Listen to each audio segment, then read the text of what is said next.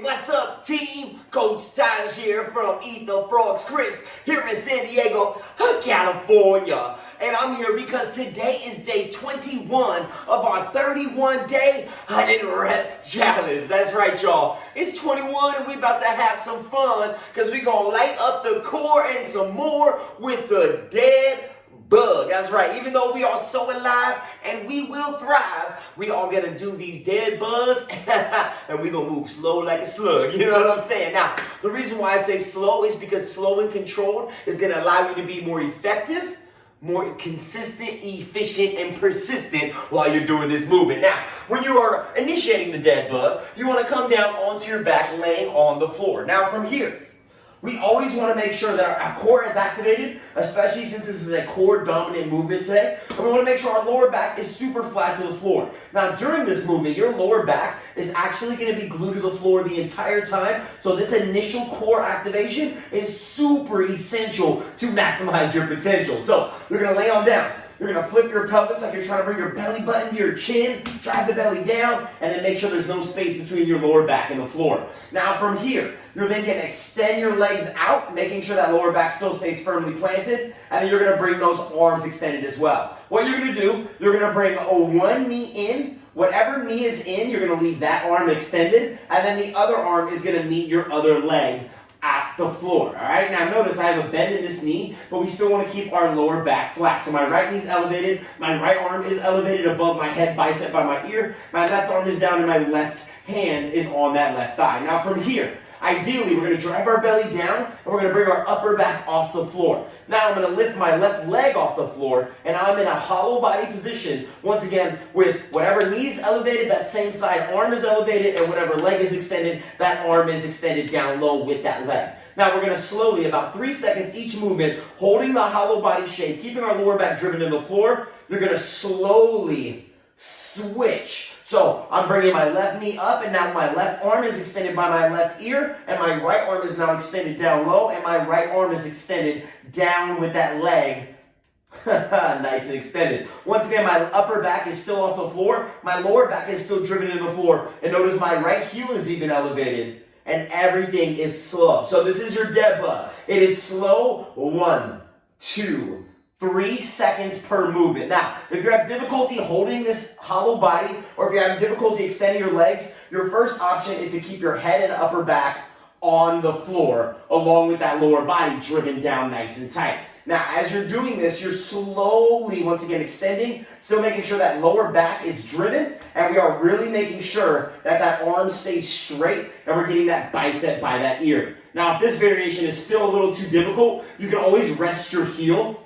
As you extend that leg out, you can always tap that heel down to give that body a nice little small breather, but your core is still activated and you're still keeping that lower back driven into the floor. Now, if this is still too much, if you're having a hard time with this full extension, what you can always do is just keep both knees bent and just minimize the range in which the feet move. So notice I'm tapping my heel, I'm bending my feet. Even though I'm bringing this knee up and bringing that same side, that right leg, right arm up together, that left leg, its heel just touches the floor as I rest my hand on it. This is minimizing the length of the limbs, so you are able to still, activate the core, but it's a little less intense because you're creating less distance, which creates less resistance. Now, once again, let's go back to the original variation. Those are two amazing options, just slow and steady. But let's go back to the original variation. So once again, driving the belly down, one leg out, one arm out, and then the other side is even as well. Once again, you want to keep your eyes up. Now let's say if this variation, this regular variation, is just not enough for you. You're like, Taj,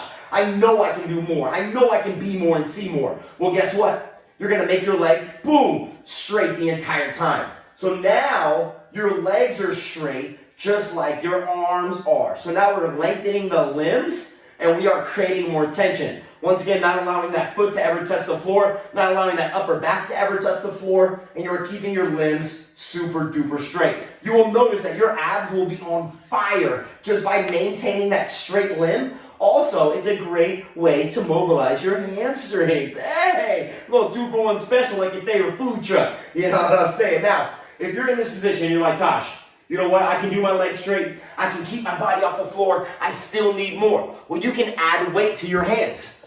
Hey, what's better to help you perform than canned corn? You know what I'm saying? So I got 2 cans of corn, and now I'm just adding weight to my hands. You can use dumbbells. You can use plates, whatever you prefer. But once again, keeping that leg straight. So with that challenge, you can always add the weight.